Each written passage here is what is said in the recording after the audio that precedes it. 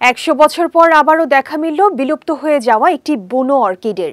বিজ্ঞানীরা বলছেন, দীর্ঘদিনের সংরক্ষণ প্রচেষ্টার পর যুক্তরাজ্যের বন্য পরিবেশে আবারও এটি দেখা গেছে। ১৯ শতকের শুরুতেই বিলুপ্ত হওয়া এই অর্কিড নিয়ে বিস্তারিত জানাচ্ছেন সৈয়দ নওশাদ। বনভূমি উজাড়, জলবায়ু পরিবর্তন, ওষুধ কিংবা অলংকার তৈরির জন্য অতিরিক্ত আহরণের ফলে অনেক অর্কিডই আজ বিলুপ্ত হয়েছে বা বিলুপ্তির পথে আছে। এসব অর্কিড শুধু পরিবেশের ভারসাম্যেই নয়, প্রকৃতির জিনগত বৈচিত্র্য রক্ষায়ও গুরুত্বপূর্ণ ভূমিকা রাখত। এবার ১০০ বছর পর আবারও দেখা মিলল বিলুপ্ত হয়ে যাওয়া একটি বুনো অর্কিডের।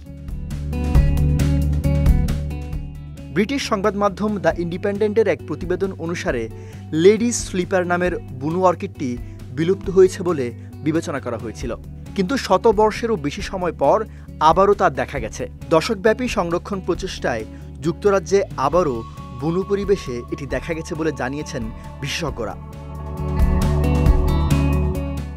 ১৯ শতকে অর্কিড নিয়ে তীব্র আগ্রহের সময় গাছটি অতিরিক্তভাবে সংগ্রহের কারণে ১৯০০ সালের শুরুতেই বিলুপ্ত হয়ে যায়। এই হলুদ কাপাকৃতির ও বেগুনি পাপড়িযুক্ত অর্কিডটিকে ১৯৩০ সালে উত্তর ইংল্যান্ডের ইয়র্কশায়ার ডেলসের একটি দুর্গম স্থানে পাওয়া যায়।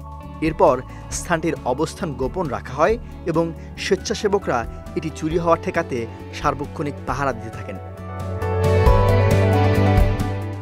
গত গ্রীষ্মে ইয়র্কশায়ার ওয়াইল্ড লাইফ ট্রাস্ট বিভিন্ন সংরক্ষণ সংগঠনের সহায়তায় প্রথমবারের মতো একটি নতুন লেডিজ স্লিপার অর্কিডের দেখা পায়। এটি প্রমাণ করে যে রোপণ করা গাছগুলো থেকে উৎপন্ন বীজ অঙ্কুরিত হয়ে নতুন গাছে রূপ নিয়েছে। প্রকল্পটির ব্যবস্থাপক ইয়র্কশায়ার ওয়াইল্ড লাইফ ট্রাস্টের জন লিডলি বলেন, এটি একদম রোমাঞ্চকর একটি মুহূর্ত। নিজের আদি এলাকায় একটি সুস্থ লেডিজ স্লিপার অর্কিড আবার দেখা সত্যি ভবিষ্যতের জন্য আশা জাগায়। সৈয়দ নওশাদ, বিজয় টিভি নিউজ ডেস্ক।